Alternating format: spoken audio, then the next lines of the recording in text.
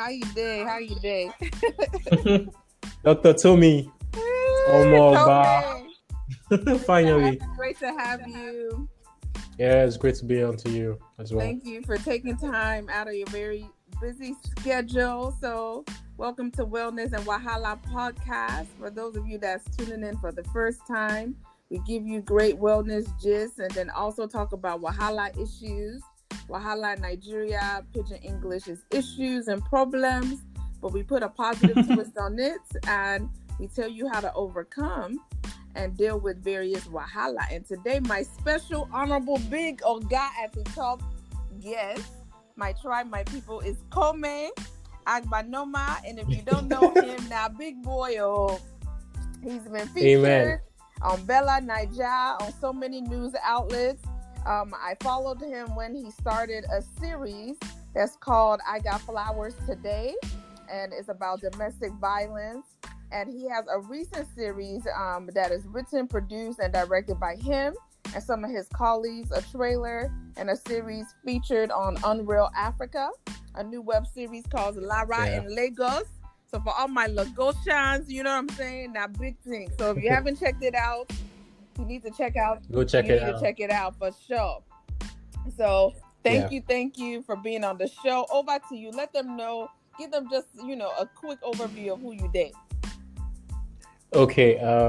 Hello, my wellness and Wahala people. My name is Kome Agbanoma, and I'm a content creator and a visual storyteller, amongst other things. So yes, I followed Dr. Tomi followed me. We started talking when we did. It's actually a short film on domestic violence. At the time, the issue was pretty prevalent. Even now, still it is, and we felt like now, yes, it's still a good topic. And I and a couple of my very talented friends felt the need to do something about it, and we did a short film that actually went viral for a bit. We got a lot of reactions, and a lot of people were like talking about it, about how they've been in similar situations. And so that's pretty much it. I believe that the storytellers are the actual leaders. Like, even brands tell stories. Like, you need to know how to tell stories. And like back here in Africa, all over the world, there are like stories everywhere, and these stories need to be told. Yes. So that's what I'm about. That is and great. It's nice to be on to you. That is great, because especially on sensitive issues like this, usually when it comes to sensitive topic of domestic violence, women that are more vulnerable and are victims, even though males also experience violence, but women are at higher risk.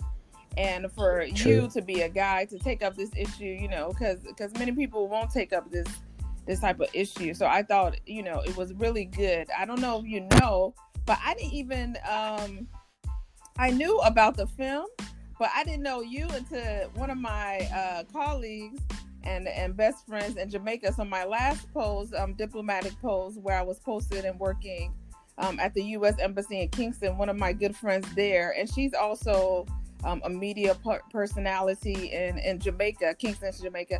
She always talks about you and follow you. She was like, do you know Kome? People forget Nigeria is not a big country, not 200 million people. Said, there's this Nigerian guy that does this. He's a filmmaker. I said, I don't know everybody, but let me try to follow him and, and try to link you guys up. But I don't know him personally.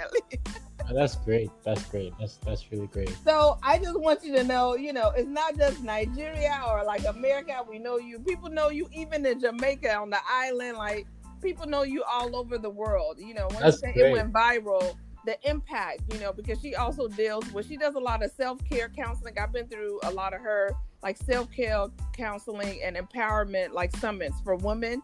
And she just loved it because, the thing when it's dealing with women issues, they always say, oh, now women problem, now feminist. But when it's a guy that is champion, issues and having our back to be a voice to the voiceless is a big deal. So she was very impressed, and and she was the one promoting. I was like, let me look this guy up. Let me see. I said the guy, the way they talk about him, he not big boy. I don't know. So I'm highly honored because I know like you're very busy, and for you to even like respond and reach back, after I harassed you and slid into your DM like, yo, what's up? How are you? I really appreciate it because your work is very impactful, and just as a public health person, and know a lot of people that have dealt personally with domestic violence issue. This is really, really good. So tell us more about your recent series, Lara of Lagos. Can you give us just about that? How did you come up with that? Okay, I got flowers today. It's quite an interesting story actually, because before that, I did a PSA with a couple of my friends. Okay. So Wande Thomas and Prodigy. They're both like content creators, filmmakers as well. And we did a PSA that was about HIV. Okay. Oh, nice. Yeah, that's my area. You should see that. You should see that HIV. one. Yeah. You haven't seen that one? You should see that one. I have not. You should see that one. Okay, I'm gonna look that up because I would even recommend it because usually for World AIDS Day, for our PEPFAR program, which is the President's Emergency for AIDS Relief, they're always looking for like series to launch at like diplomatic missions, at U.S. embassies, CDC, USAID, that talks about HIV in a positive way. So yes, I would definitely highly recommend. The interesting thing is that we did that like in anticipation of what is there. I think it was 2018. Nice. Yeah, and yeah, that was that. So I got flowers today. Dokas Shola Fapsing, who was like a co-collaborator on that. We actually met at an event, and she told us it was an adaptation of a poem by Paula White. Okay. Actually, so she told us about the poem and said that it would be great if we could do something about it. And I and my friend Wande Thomas said, yes, this would be great. I mean, it's an issue that should be talked about, and we as storytellers, I mean, we should actually do something about it. Right. And we took it upon ourselves. It happened really fast. You wouldn't believe it happened within 3 days. We met, and she shared the poem, and we had to go back because she was leaving the country. She was going to the US in like 3 days after we met. So everything had to happen really fast. So we just brainstormed and came up with like a draft of how to script the story to make it like compact and actually hit the nail on the head and deliver the message that we wanted to deliver. And everything turned out pretty nicely. Wow. And it was even last minute. You see, a lot of it was last minute. It was creativity. You see, Nigeria, that's why we're the giants of Africa. Innovation, creativity, last minute. So it was not planned at all. Hey. It wasn't planned, but yeah. So that was how that happened. That was basically the backstory behind I Got Flowers Today. It took a lot of time doing the post-production because after we shot it, we had a lot of time. Now she left the country, so we had a lot of time to deliberate on how best to like craft the story in post. And yeah, when it came out, it was well worth it. I mean, it was overwhelming to see the reaction from people all over. I mean, it was really great, and I got a lot of messages from ladies who were telling me that, oh wow, like I cried when I saw this. I was in a similar position a while back, and it was just really rewarding for me as a storyteller. I think that's the biggest fulfillment I get when you do something and someone somewhere can relate to it and can learn something from it. So. And it was just catchy, I got flowers, so it gets your attention. Like, okay, and then and just like the twist to it, I was like, wow. I said, yeah, because every type of domestic violence case or any type of violent relationship, it always starts off sweet like flowers, like, oh, okay, and then it has thorns.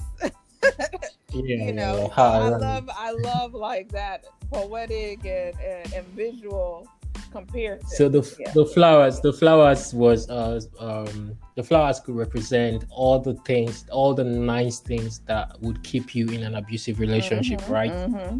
So he abuses you and then he comes and gives you flowers, and that flower could be money, it could be gifts, it could be like your kids that are making you stay in this situation. But at the end of the day, right, she died. Right.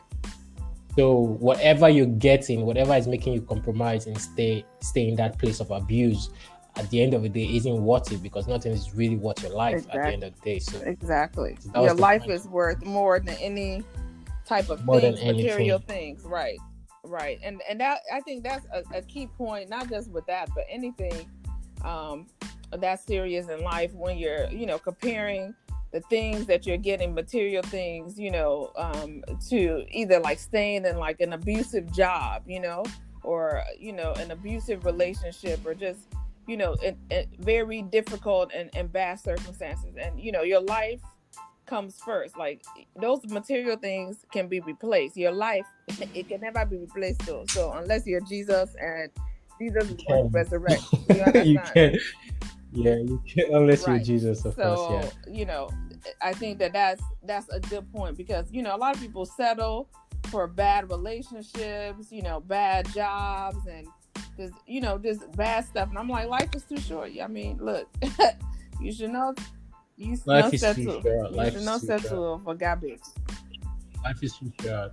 Like, I don't think we should survive life. I think we should thrive in life. That's a good one. That's a good Wahala proverb, bro. You guys, you there here? You there here? He said you should not survive. You should thrive. Oh.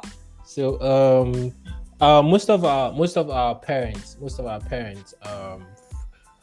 had to endure certain circumstances because of their kids, or because of one reason or the other. And I do understand that it's difficult. I do understand that it's tough, right? Because like there's a thing called Stockholm syndrome.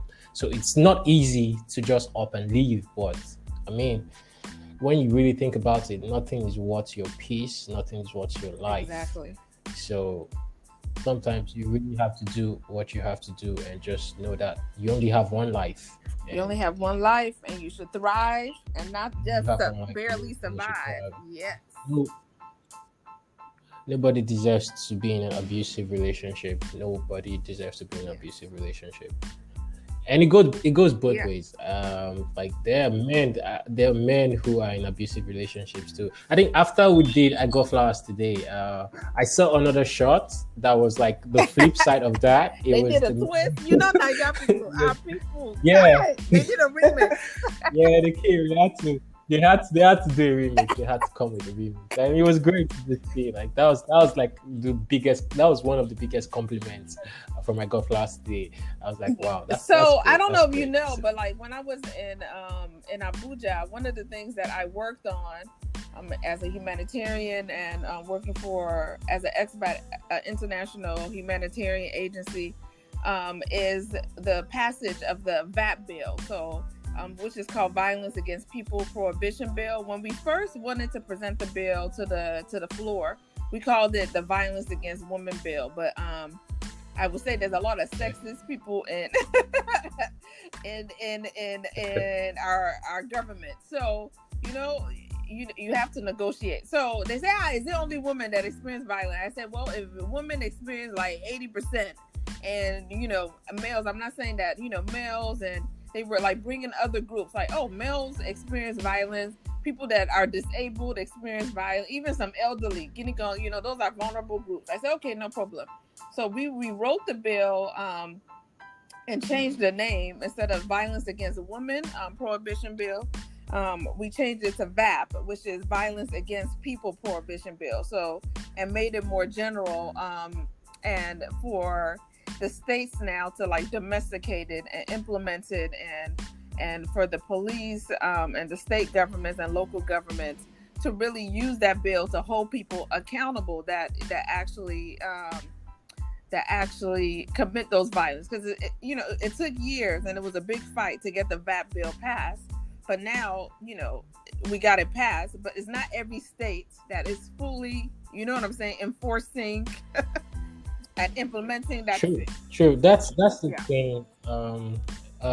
It's Nigeria is such a dynamic country, right? Where like there's certain bills that are passed, there's certain laws that you cannot just like because of the different religion and different beliefs of the people, right? Some states will say this does not really apply to us, or we can't really adopt this because. So it's really tricky. I understand that bit. I understand that much. That's It's really very tricky, but for it's like it goes back to what you say: thrive and survive. So we cannot keep surviving with old customs and traditions and saying, oh, because of religion, because I believe every religion, at least the foundation of it, is love. And if you don't love a fellow human being, because you're committing violence against them, so that's not a loving thing, then it should be addressed. So whether it's their Sharia law, whether it's in Christians, there's even in every religion you see even some cases you'll see some pastors that have abused some people in their congregation, sexual abuse and rape and all that. So I'm like, look, if we have to put those traditions and things away. But then I think why your film is so powerful, because we have a younger generation, like the younger generation in Africa and in Nigeria is rising. So the younger generation is far more than the older generation that is so key and strong to sticking to these old traditions and customs.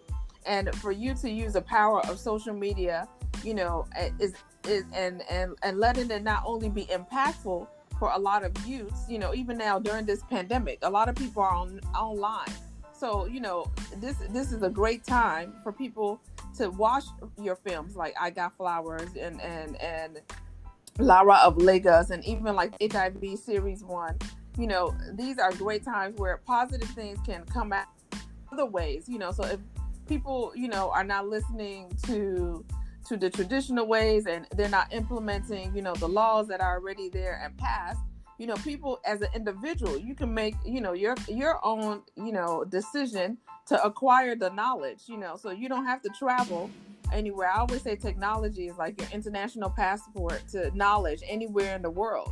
So, your film and what you do and the stories that you write make an impact, all over the world, and especially in the younger generation, which I believe, we are the future leaders that can make the change that we want to see in our nation.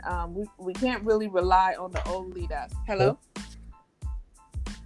Yeah, I can hear you. I'm with you. Yeah. In reference to what you said, right? I saw a staggering statistics during this lockdown that there were more cases of abuse, domestic abuse, because people were forced to stay at home. Yeah. So that really bothered me.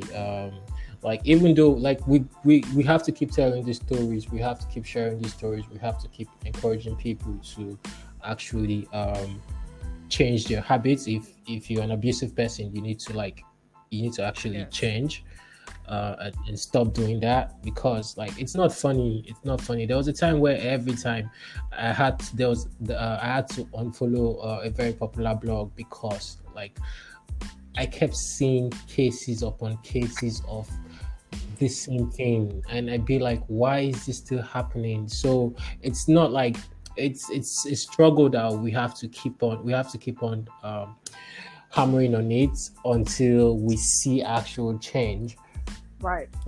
And the fight never stops. We have to keep telling these stories. We have to keep and storytelling is an interesting way to actually change the narrative, to actually educate people.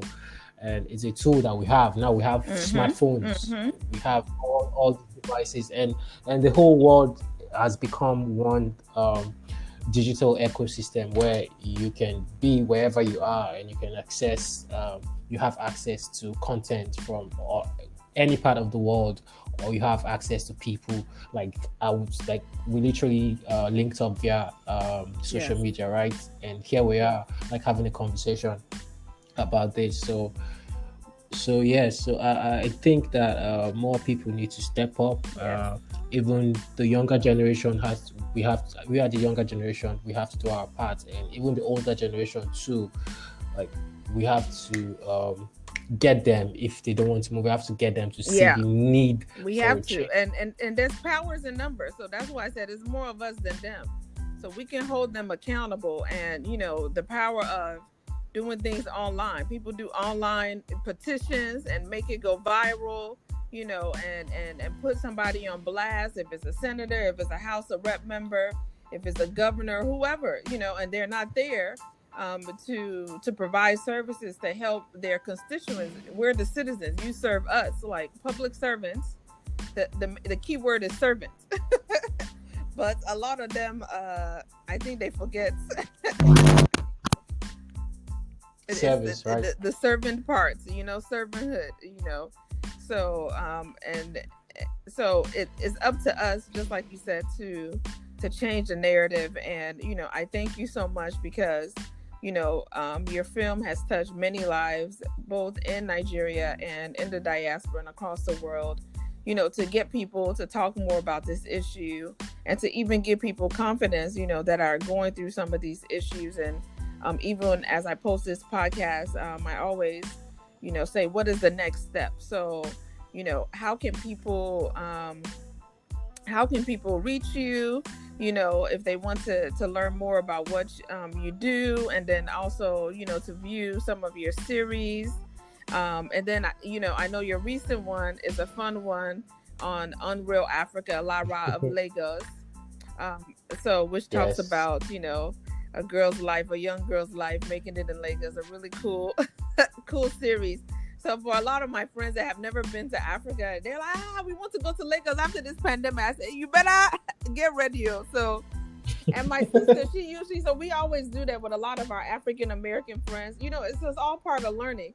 So, but she has a group of best friends that she brought to Lagos a couple of years ago, and they went to Morocco, went to Lagos, and they went to London. And they never been for the first time. Awesome. So, and I also said, every time that we come, we usually come in December.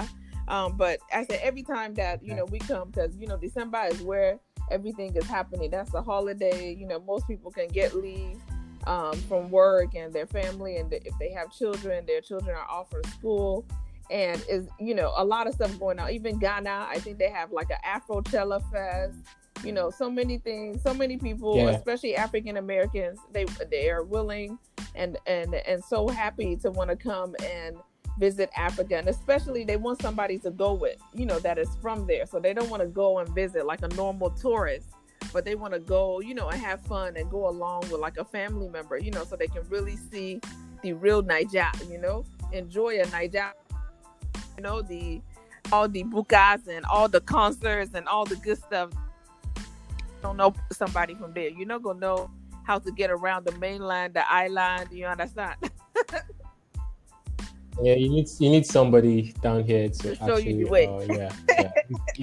to show you all the right places to eat, the right places to go to. Because I've spoken to a lot of people, a lot of Nigerians in diaspora who have not necessarily spent a lot of time in Nigeria, and they keep saying that my experience in Nigeria is not so great, and I'm scared to come back to Nigeria because of all the news I hear about the country. I don't think there's a country that there isn't crime or like bad things don't happen, but again, that it brings me to the point of us sharing our stories, Africans telling their stories, because the age that we are now is the age where conventional media is not enough. I mean, there's like all sort of channels like YouTube and the rest of them, all sort of free independent media channels where you can actually learn stuff from. There are people who share stories, great stories. There are amazing things happening in Nigeria. There are amazing things. Yes, there are like some really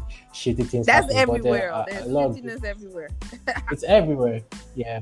But there are a lot of great things happening as well. I mean, there are a lot of great things happening as well. There was a time where I and a couple of friends were having a conversation about this, and we were saying every time we complain about all the things that are wrong, all the things that are happening that are bad, and nobody's really talking about all the good things. How about we focus on our energy on the positive, asking the right questions and saying what's good Africa, what's good Nigeria, what's good, what's the good thing that's happening to you, and let's focus, because like where you give your energy to, right, you give that thing power to become more.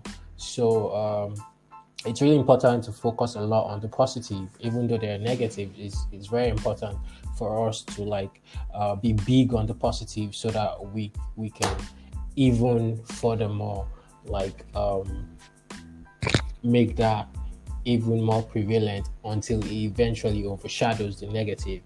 Right? So so those of you that are listening to me that haven't been to Nigeria, it's a lovely place, Lagos.The.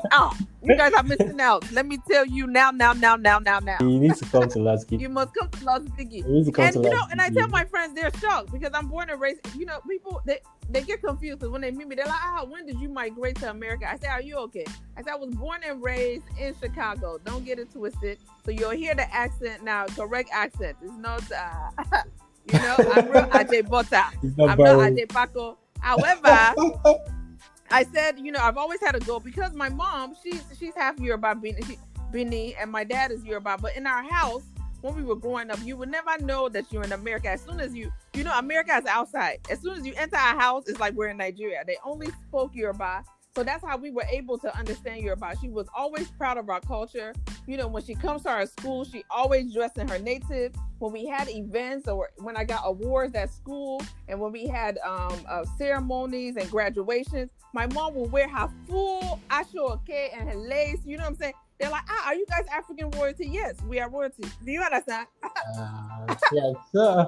Mom's is working. We are royalty, yo. Do you understand? And my mom will always let us. My mom and dad, they were very proud of where we come from, and they taught us that. Look, yes, you guys are an American, but you're African American. You're African first. Never forget where you come from. Never forget where you come from. Never forget. And and she gave us all Nigerian names. Like a lot of my mom's friends that were Nigerian or Ghanaian or African, they changed their children's name to English name or biblical names. And I'm like, no, those are Jewish names. That, you should be proud of your culture. So my mom gave us long names, as a rebel. She said, your name is Oluwatomi Loba. I said, Mommy, you couldn't even give me Jesus. She said, no, your name has meaning. All those people that have. I like your mom. My mother. I love her already. Because like right, even at the time, right, I have a baptismal name, which is like sort of an English name, right? Because my name Kome is like it's traditional, and it has a meaning. It's like means God's gifts, and I like to interpret it as God's gifts to humanity. So at the time, I wanted to like I because of peer pressure, or people were coming up with all sort of funky names. I wanted to, so I was sticking to my baptismal name. But it got to a point where I realized that your root is your root. You can't really deny it. I mean, you have to like embrace it. It's like family. No matter where you go, like you can't deny where you come from. You can never deny it. You get it.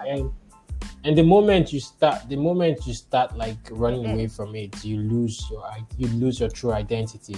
And it's really interesting because I see a lot of people, particularly like there's a channel I saw, I think it's Culture Tree or something like that, and they're in America, they teach kids who have never been to Nigeria how to speak Yoruba, how to speak their native. And they do it fluently, like it's. And many of our people, they don't know. I have cousins that were born and brought up in Lagos, but they went to all those poor schools. They don't speak Yoruba. I even understand Yoruba more than them. Wahala. But we don't think it's such a big deal now. But like, think about 1, 2, 3 generations down the line. What are you going to tell them? Like, what are you going to tell them? You can converse in your native language. Then the culture gets lost eventually. You get, so it's actually very important for us to actually stay true to our roots, no matter where we go. Like, your home world is beautiful, and that's powerful. We have to stay true to our roots. We have to, no matter where we are. Whether we're at home or when we're in the diaspora. I look at us as, my mom always said, we are ambassadors of Nigeria. So we have to represent our nation and represent it well. So even if I come home and I'm like, oh, I get a B on my report card, my mom said, no, you have to get an A. I said, Mommy, but AP is still good, you know. She said, no, you have to tell them that Nigeria, we're the smartest. You know. We know they carry We know last. they carry say out. We know they carry. We know they And carry I never last. We know they carry understood that last. until I got older. And we're actually Yay! we're actually very smart people. We're very creative. We're very resilient. I Look mean, at how you say somebody came to you last minute and you guys were able to come up with that idea, innovative, you know, last minute, and say, let us come together, write this story. That can only happen in Nigeria. Well, I not gonna lie. it is quite a crazy country. Yeah, there's hardship here and there, situations that aren't supposed to be so, right? But subscribe to the philosophy that everything that happens to you is there for a reason. Like, you should harness it because it's there to make you better, it's there to shape you. So like, whatever all the situations like that we're immersed in that you have to deal with, they're there to just make us better at the end of the day, and they have proven to like have made us better. I mean, people are doing exploits, people are doing great things. Like, if you look at the music scene, like Afrobeat to the world. Look one of the Burna biggest. Boy. Even my sister, she's an Afrobeat artist. It's mind blowing. Now let me tell you, see, you know, Afrobeat. I'm so proud of Nigeria because now, and just to use Afrobeat to Nollywood to even what you're doing with film, like, it's putting Nigeria in a very good, positive light. I'm also part of a youth leadership team called Nigerian Leadership Initiative, Aspen Fellow, and part of my leadership fellowship class, I had Uche Pedro. So Uche, who is the founder of Bella Nigeria, like, me and her were roommates during that leadership fellow, along with other, like, you know, youth leaders a couple of years ago. So I just know, like, look, they are not ready for like the next generation of Nigerians. Like, Nigerians, we're smart, we're brilliant. Even our great grandfathers, our grandfathers, you know, the royal ones, they held it down. But the youth are about to do, you know what I'm saying? So Uche, I mean, like, this girl, she's schooled in Canada. She could have had a good job. She comes from a well-to-do family. She's like, no, I could have come up with Bella Nigeria. You know, I'm gonna be innovative and creative. I could have had my own stuff. Like, that's the type of things that, you know, I tell my daughter, like, look, you don't have to have the typical job. You know, when we were growing up, our parents are like, become an engineer, a doctor, lawyer. That's it. You know, you know. All that is in the past. All that is in the past now. I'm so glad to be alive and to be a part of this generation, because God has blessed us in this generation. It's a point where, like, we've come to realize that, hey, like, you know, you need to embrace who you are, and you need to be original. And Africa, I've always said that Africa is the last frontier. Like, we need to actually recognize what we have, and I mean, just harness it and make the best of it, and make the world want to come to Africa. Want to be like, who are these guys? Where are you guys from? What's about? Like, we need to actually be pro Africa, and, you know, invite a lot of people to invest and to come back to Africa. And I think the time is now. So I tell people, even in this pandemic, it's happening now. It is happening. Africa, they were so shocked. Out of all the continents in the world, Africa has the lowest cases of mortality and morbidity in regards to COVID-19. And even how the way Africa handled Ebola. Look at how Nigeria handled Ebola. If Ebola would have got loose in Nigeria, Otiton, that was something. That was something. And that was then something. Even the movie, phenomenal. What is it, 93 Days? Like, how it brought it to life. Because I'm like, look, there's a lot of fun line. I know a lot of those people in the movie, you know, in real life. And I've worked with them in, you know, even like the Lagos State, you know, Ministry of Health, the people and officials, like the permanent secretary. I know all of them. Like, and I always tell people, you know, I do the work that I do, the public health, humanitarian work, because I love what I do. Like, I love serving. But many people, you know, when I tell people, oh, you're a doctor of public health, what's that? You know, epidemiologist, like, what? So now I tell people, you know, pandemic ahead. That's what I do.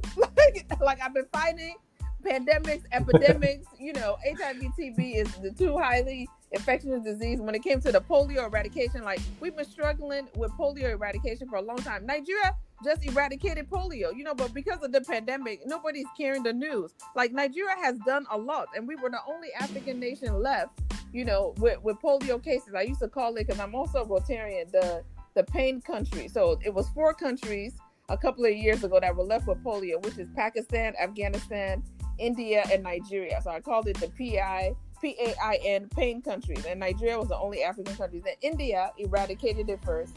Then Nigeria has followed. Pakistan and Afghanistan, because of the insecurity in Nigeria. Why it took us so long?